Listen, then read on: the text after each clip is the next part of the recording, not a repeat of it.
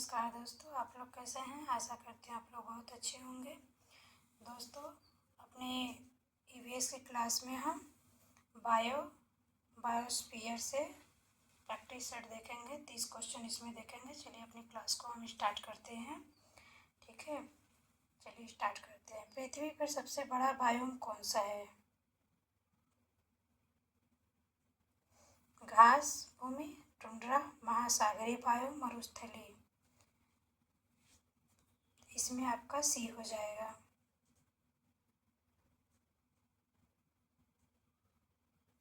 किस बायोम में वर्षा सबसे कम होती है? सवाना में, टैगा, मरुस्थल, वर्षावन में। दूसरा कौन सही होगा? तो इसका सी हो जाएगा, मरुस्थल होगा। टैगा बायोम को अन्य किस नाम से जाना जाता है? शीत मरुस्थल, कोड़धारी वन, घास भूमि, मानसूनी वन। तो इसका आपका बी होगा, कोड़धारी वन। उष्णकटिबंधीय वर्षा वनों में वृक्षों की ऊंचाई सामान्यतः होती है, बहुत कम होती है, मध्य, अत्यधिक नहीं होती। इसका सी सही हो जाएगा। बायोम में सबसे अधिक जैविक विविधता कहाँ मिलती है? मरुस्थल में, टुंड्रा में, उष्णकटिबंधीय वर्षावन में, टैगा में। तो इसका सी सही हो जाएगा।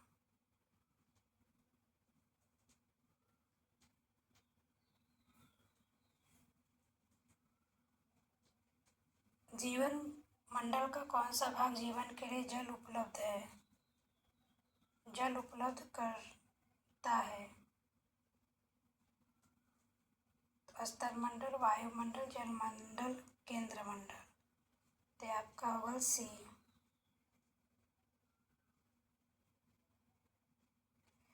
घास भूमि बायो में प्रमुख शिकारी जीव कौन सा है? शेर, ऊंट, व्हेल, पेंगुइन।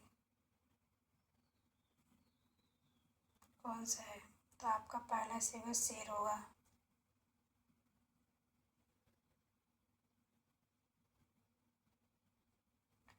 कौन सा बायो अत्यधिक ठंड और हिम से ढका रहता है? टैगा, सवाना, टुंड्रा, वर्षावन।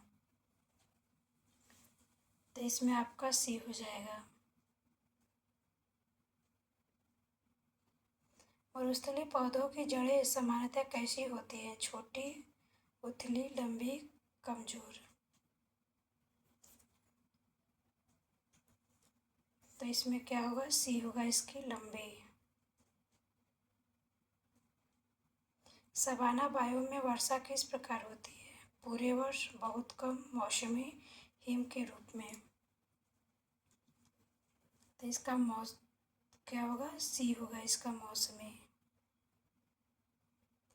जलीय बायोम में लवणीय जल का उदाहरण है? तालाब, नदी, झील, समुद्र। तो इसका डी हो जाएगा, समुद्र।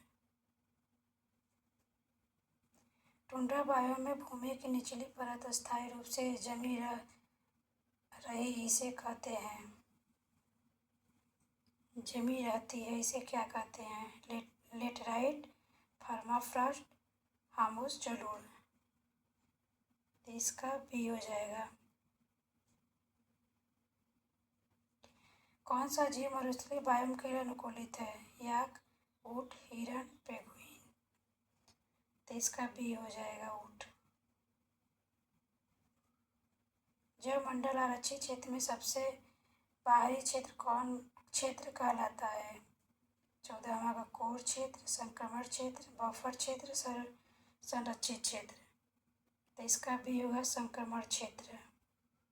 15 देखते हैं। वर्षा वन बायो में वृक्ष सदैव हरे रहते हैं क्योंकि वहाँ ठंड रहती है, वहाँ अधिक वर्षा होती है, मिट्टी उपजाऊ नहीं होती या बर्फ गिरती है, तो वर्षा अधिक होती है। 16 देखते हैं। घास भूमि बायोम को उत्तरी अमेरिका में क्या कहा जाता है? Prairie, pampas, steppes, veld. तो इसको पहला सही होगा, प्रेरी। दक्षिण अमेरिका की घास भूमि को कहा जाता है स्टेपी, पम्पास, डाउन वेल्ड। तो इसका बी होगा पम्पास। अफ्रीका की घास भूमि कहलाती है प्रेरी, स्टेपी, सवाना, डाउन। तो इसका होगा सी, सवाना कहलाती है। 19 का देखते हैं, ऑस्ट्रेलिया की घास भूमि को क्या कहते हैं? Down, steppe, weld, Pampas. तो डाउन कहते हैं, पहला सही होगा।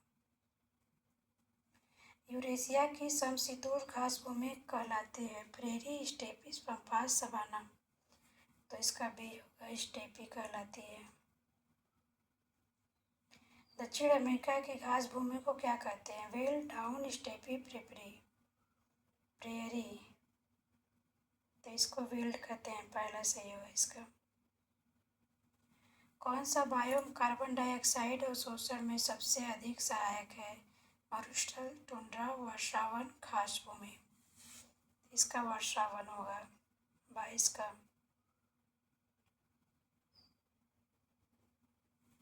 जीवन में पोषक तत्व का चक्रण किसके द्वारा होता है? उपभोक्ता, उत्पादक, अपघटक, शाकाहारी। तो आपका सी हो जाएगा इसका, अपघटक।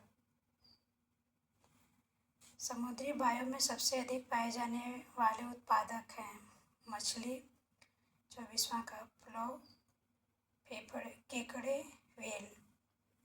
तो इसका बी सही हो जाएगा, 24 का। बायोम का वितरण किससे प्रभावी नहीं होता? तापमान, वर्षा, अक्षांश, भाषा। तो इसका होगा 25वां का, भाषा। कौन सा बायोम कृषि के लिए सबसे उपयुक्त माना जाता है? टुंड्रा, घास भूमि, मरुस्थल, टैगा। तो इसका बी होगा, घास भूमि। जीवन मंडल का कौन सा घटक प्रकाश संश्लेषण करता है? उपभोक्ता, अपघटक, उत्पादक, मृतजीव। तो इसका सी होगा, उत्पादक, 27 का।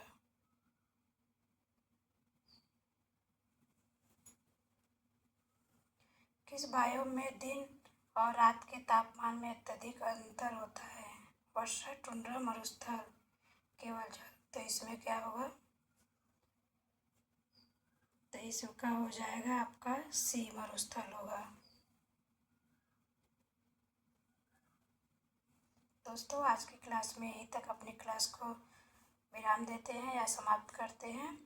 अगली क्लास में आगे का क्वेश्चन लेकर आपसे मिलते हैं। दोस्तों, क्लास कुछ ज़्यादा लंबा हो जा रहा है, इसकी वजह से हमें 28 पे अपना क्लास रोकना पड़ रहा है। अगली क्लास में मिलते हैं। इसका सी होगा आंसर, 28वां का।